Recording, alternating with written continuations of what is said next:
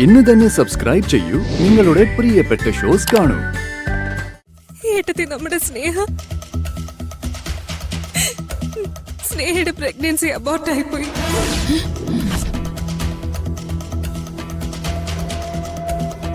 നീ എന്താ പറഞ്ഞ? സത്യമാണ് ഏട്ടത്തി. സ്നേഹ ഇപ്പൊ ഹോസ്പിറ്റലില.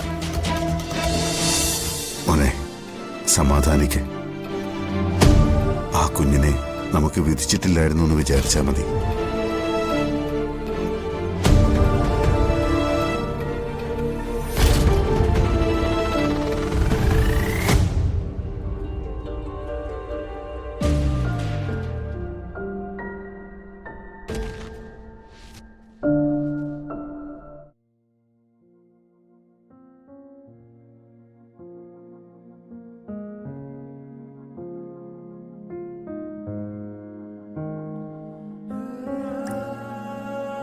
താനിങ്ങനെ വിഷമിക്കേണ്ട കാര്യമൊന്നുമില്ല.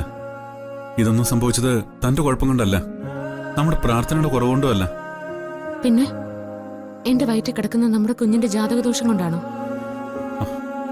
അങ്ങനൊന്നും ആരും പറഞ്ഞില്ലല്ലോ. താൻ എന്തിനാ ഈ എഴുതപ്പുറം വായിക്കുന്നേ? മനസ്സ് വല്ലാതെ തളർന്നു പോകുന്നു സച്ചേട്ടാ. എടോ, ദൈവത്തിൽ വിശ്വസിക്കുന്നവരും വിശ്വസിക്കാത്തവരൊക്കെ ഈ ലോകത്ത് ജീവിക്കുന്നില്ലേ? ലോകത്ത് എല്ലായിടത്തുള്ള ആളുകൾ ജീവിക്കുന്നത് പ്രാർത്ഥിച്ചിട്ടാണോ? പ്രാർത്ഥിക്കുന്നവർക്ക് മാത്രമാണോ ദൈവം ധനോ ഐശ്വര്യമൊക്കെ കൊടുക്കുന്നത്? പ്രാർത്ഥിക്കുന്നവരും പ്രാർത്ഥിക്കാത്തവരും ഒക്കെ ദൈവത്തിന് ഒരുപോലെയാണ്. അറിഞ്ഞുകൊണ്ട് മറ്റുള്ളവരെ ഉപദ്രവിക്കുന്നത് മാത്രം ദൈവത്തിന് ഇഷ്ടമല്ല. അത്രയേ ഉള്ളൂ. അങ്ങനെയുള്ളവരെ ദൈവം വെറുക്കും. തുലാഭാരം തൂക്കുന്ന ആ തട്ട് പൊട്ടിയത് ആ കണ്ണുകളിലൊരെണ്ണം ദ്രവിച്ചു പോയതാണെന്ന് മനസ്സിൽ ഉറച്ചു വിശ്വസിച്ച പിന്നെ ഇങ്ങനൊരു സംശയം ഉണ്ടാവില്ല. ഇതേ തുലാഭാരത്തട്ട് ശരിയാക്കി നാളെ വീണ്ടും പല ആളുകളും അതിൽ തുലാഭാരം നടത്തും. ഇന്ന് മുടങ്ങിയ തുലാഭാരം നാളെ നമ്മളും പോയി നടത്തും. ഇതൊന്നും ഒരു പ്രശ്നമല്ല. താൻ മനസ്സിന്റെ ബലം കളയരുത്. എന്തു വന്നാലും ഞാനില്ലേ കൂടെ. അതല്ല സച്ചേട്ടാ, നെല്ലിശ്ശേരിയിൽ ഇപ്പൊ ഉണ്ടായ പ്രശ്നങ്ങള് താനൊന്ന് മതിയാക്കുന്നുണ്ടോ? ഇനി ഇതുപോലെ ഓരോന്ന് പറഞ്ഞുകൊണ്ടിരുന്ന എന്റെ സ്വഭാവം മാറും. പറഞ്ഞേക്കാം.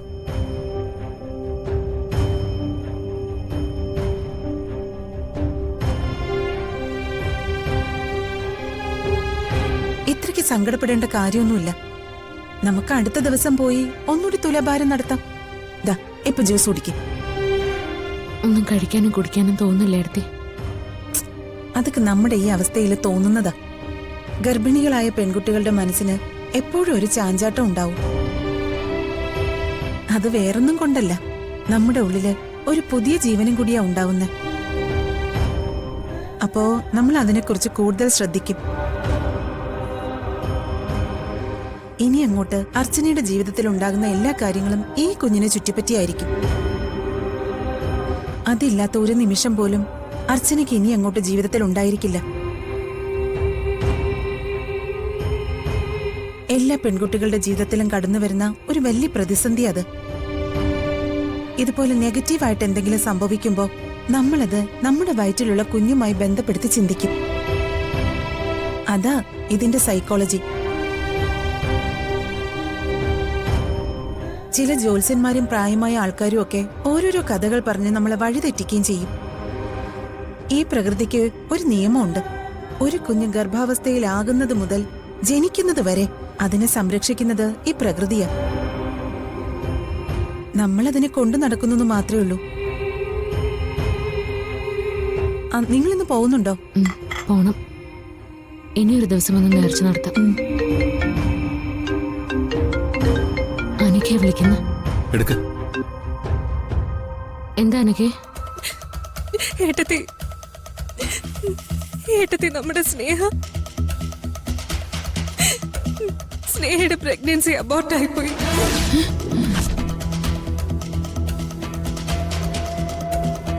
നീ എന്താ പറഞ്ഞ? സത്യമാണ് ഏട്ടത്തി. സ്നേഹ ഇപ്പൊ ഹോസ്പിറ്റലില.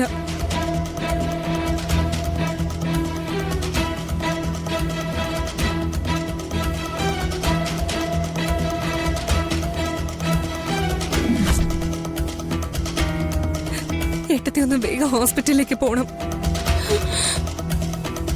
സ്നേഹിക്കത് വലിയ ആശ്വാസമായിരിക്കും. പാവം എത്ര ആശിച്ചതാ. സഹിക്കാൻ പറ്റുന്നില്ല ഏട്ടത്തി. ഞാൻ ഫോൺ വെക്കുക. അർച്ചനെ, അർച്ചന എന്താ? അർച്ചന എന്താ?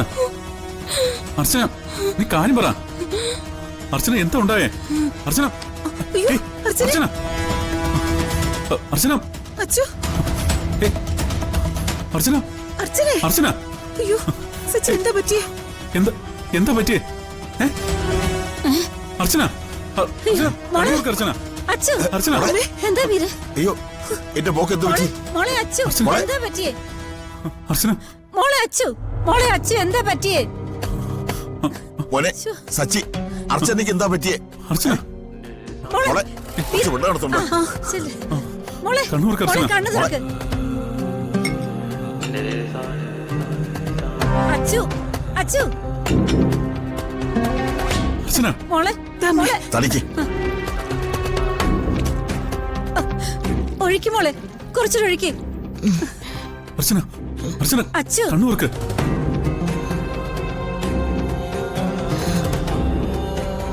അർച്ചന,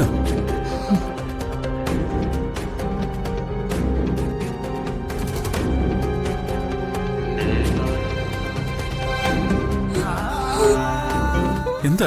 ഏ? എന്താ മോളെ, എന്താ പറ്റിയേ? ആശുപത്രിയിൽ പോണോ? വേഗം ആശുപത്രി കൊണ്ടുപോവാ സച്ചി. അർച്ചന, എന്താ മോളെ, നിനക്ക് എന്താ ഉണ്ടായത്? ഞങ്ങൾ സംസാരിക്കുകയായിരുന്നു. അപ്പോ അനക്കയുടെ ഫോൺ വന്നു. അവളോട് സംസാരിച്ചോണ്ടിരുന്നപ്പോ പെട്ടെന്ന് മയങ്ങി വീണു. എന്താ ഉണ്ടായത്? മോളെ, നെല്ലിശ്ശേരിൽ എന്തെങ്കിലും പ്രശ്നമുണ്ടോ? താനെന്തിനിങ്ങനെ കരയുന്നേ? എന്താ പറ്റിയെന്ന് പറ. സ്നേഹ അവള് ഹോസ്പിറ്റലില. അർച്ചന, അവക്ക് എന്താ പറ്റി? അവളുടെ കുഞ്ഞു പോയമ്മ.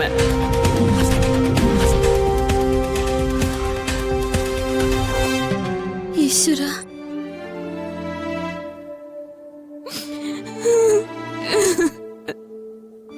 എടോ, താൻ എന്തായി പറയുന്നേ?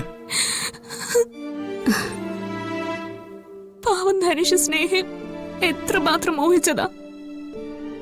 എന്തിനാ ദൈവം അവരോട് ഇങ്ങനെ ക്രൂരത കാണിച്ചത്? ആ, സംഭവിക്കാനുള്ളത് സംഭവിച്ചു. അതിന്റെ പേരിൽ നീ ഇങ്ങനെ കരഞ്ഞു ബഹളം വയ്ക്കല്ലേ. നിന്റെ ഉള്ളിലും ഒരു കുഞ്ഞു ജീവനുണ്ട്, അത് മറക്കരുത്.